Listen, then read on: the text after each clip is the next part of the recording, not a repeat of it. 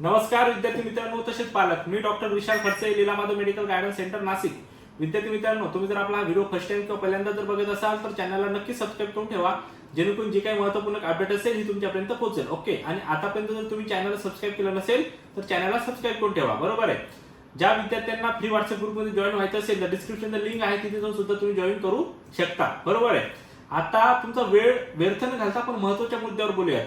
हे सगळं तुम्हाला सर्वांना माहितीच आहे की काल जी काही आहे एमसीसी 15% गव्हर्नमेंट आणि 100% डीम कॉलेजची नोटीस आलेली आहे. बरोबर आहे. आता नोटीस आल्यानंतर आमच्याकडे एवढे स्टुडंटचे कॉल आले की खूप जास्त विद्यार्थी, पर्सनल मला सुद्धा खूप जास्त स्टुडंटचे कॉल आले, पेड मेंबर असो की अदर सुद्धा स्टुडंट असो. बरोबर आहे. की सर एमसीसीचा असं आहे की आम्ही काही व्हिडिओ बघितले किंवा आम्ही इन्फॉर्मेशन ब्रोशर बघितलंय की त्यामध्ये जे आहे की हे रूल्स जे आहेत हे रूल्स थोडेसे दरवर्षी प्रमाणे थोडेसे चेंजेस आहेत. बरोबर आहे. तर आता चेंजेस काय आहे, जसं आपण एक्झाम्पल देऊयात की एमसीसीच्या याच्यामध्ये काय इन्फॉर्मेशन ब्रोशर मध्ये काय केलं त्यांनी की जो काही रूल्स होता, आता लास्ट इयरचा रूल्स काय होता, लास्ट इयरचा रूल्स असा होता की जर तुम्हाला एखादं सीट जर मिळालं तर तुम्हाला संबंधित त्या कॉलेजला जायचंय, तुमचे डॉक्युमेंट घेऊन जायचंय, तुमचा डीडी घेऊन जायचा आहे किंवा आरटीजीएस कॉलेजला करायचंय आणि तिथे कॉलेज सर्व डॉक्युमेंट देऊन सर्व सीटी होल्ड करावी लागत होती. बरोबर आहे. पण यावर्षी काय केलंय एमसीसीने की आता लक्षात ठेवा, महाराष्ट्रात सुद्धा तसं होऊ शकते का तर मी तुम्हाला नंतर सांगतो येस की नाही. बरोबर आहे. यावर्षी एमसीसीने काय केलंय की फक्त तुम्हाला ऑनलाईनच आता सीट होल्ड करता येईल. बरोबर आहे. सीट होल्ड करता येईल ऑनलाईनच. जर तुम्हाला घ्यायची असेल तर संबंधित कॉलेजला जा आणि ऍडमिशन घ्या. जर सीट होल्ड करायची असेल, रिझर्व करायची असेल, तुम्ही ऑनलाईन सुद्धा होल्ड करू शकता. बरोबर आहे. पण एवढं लक्षात असू द्या की आता तेच रूल्स हा महाराष्ट्रात लागू होईल का, असे बरेच विद्यार्थ्यांचे आणि पालकांचे मला कॉल आले. जर तो रूल्स लागू जर झाला तर एकदम इझी होईल महाराष्ट्रातल्या विद्यार्थ्यांसाठी आणि म्हणजे खूप इझी होईल, प्रोसेस इझी होईल, खर्च सुद्धा वाचेल आणि एकदम चांगलं होईल जर महाराष्ट्रात झालं तर. आता मी तुमच्या मागे ते पण एक्सप्लेन करून सांगतो की ऑल इंडिया एमसीसी मध्ये हे का झालेलं आहे. बरोबर आहे. एखाद्या वेळेस एमसीसीने हा निर्णय घेतलेला असेल काउन्सिलिंगने. लक्षात ठेवा, जर एमसीसी म्हणजे भारत देशातले 15% गव्हर्नमेंट कॉलेज आणि 100% डीम कॉलेज. ओके. तर महाराष्ट्रात जर एखाद्या विद्यार्थ्याने जर फॉर एक्झाम्पल त्याचं मेरिट थ्रू ऍडमिशन झारखंड असेल, यूपी, बिहार किंवा साऊथ टाईप कुठेतरी दूर ऍडमिशन झालेलं, बरोबर आहे, महाराष्ट्राच्या बाहेर लागलाय, कोणती प्रोसेस जर असेल तर जॉईनिंग एक कमीत कमी 3 ते 4 दिवस जॉईनिंगला रिपोर्टिंगला हा वेळ दिलेला असतो. जर 3 ते 4 दिवसात सगळ्या गोष्टीच्या दरवर्षी सुद्धा असा प्रॉब्लेम आलेला आहे की 3 ते 4 दिवसात तुमचं डीडी काढून तुमचं किंवा आरटीजीएस असेल, डॉक्युमेंट रेडी करून असेल, सगळ्या गोष्टी ह्या 3 ते 4 दिवसात हे बघा करायचं म्हटलं तर ती गोष्ट एनी हाव होऊ शकते. पण कुठेतरी विद्यार्थ्यांना तो प्रॉब्लेम येतो किंवा कॉम्प्लिकेटेड गोष्टी जातात, तर ते कुठेतरी थोडंसं एमसीसीच्या लक्षात आलेलं असेल आणि त्यांनी हे एमसीसी साठी केलेलं असेल, ऑल इंडियासाठी.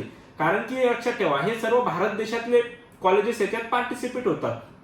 पण महाराष्ट्रातच होईल का, आता महाराष्ट्रात होण्याचे 99% एक टेंटेटिव्हली मी माझ्या अनुभवानुसार सांगतो की थोडेसे चान्सेस कमी आहेत. कारण याचं कारण असं आहे की आता फॉर एक्झाम्पल मुंबईवरून नागपूर म्हणा किंवा मुंबईवरून कुठेही जरी म्हटलं तर 1 ते 2 दिवसात आपण जाऊ शकतो. बरोबर आहे.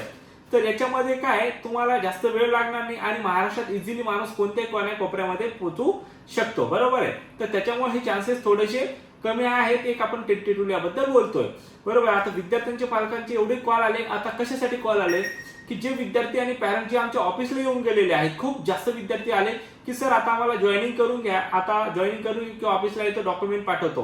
हे बघा, प्रत्येक विद्यार्थ्यांना पालकांना ही शेवटची विनंती म्हणायला हवी आहे की जे विद्यार्थी येऊन गेले किंवा ज्यांना काउन्सिलिंग जॉईन करायचे, मोजून एक 4 ते 5 दिवसामध्ये ही काउन्सिलिंग चालू होऊ शकते.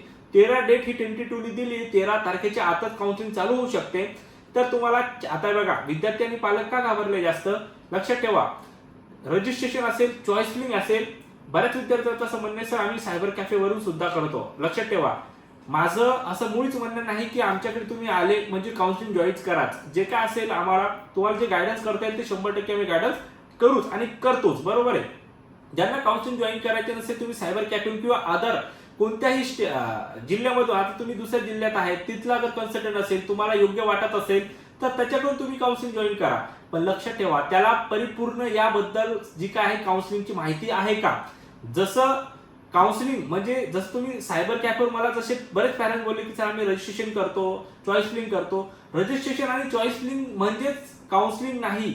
सुरुवातीपासून ऍडमिशन होण्यापर्यंत बऱ्याच प्रोसेस ह्या तुम्हाला कराव्या लागतात, बरोबर, जे की आम्ही आमच्या ऑफिसला फिजिकली प्रोसेस करतो. आणि छोट्या छोट्या गोष्टी अशाही असतात काउन्सिलिंग मध्ये, एकदा one mistake is a last mistake, चुकीला माफी नाही. एक जरी तुमच्या त्याने चूक झाली किंवा तुम्ही त्या काउन्सिलिंगच्या रूल्स मध्ये जर सापडल्या गेले तर तुमचं वर्षही व्यर्थ जाऊ शकतो. एवढं लक्षात ठेवा. मी असं म्हणत नाही माझ्याकडे जॉईन करा, तुम्ही स्वतः करा किंवा काही करा, पण त्याबद्दल परिपूर्ण त्याबद्दल नॉलेज घ्या, माहिती घ्या आणि त्यानंतर तो निर्णय घ्या.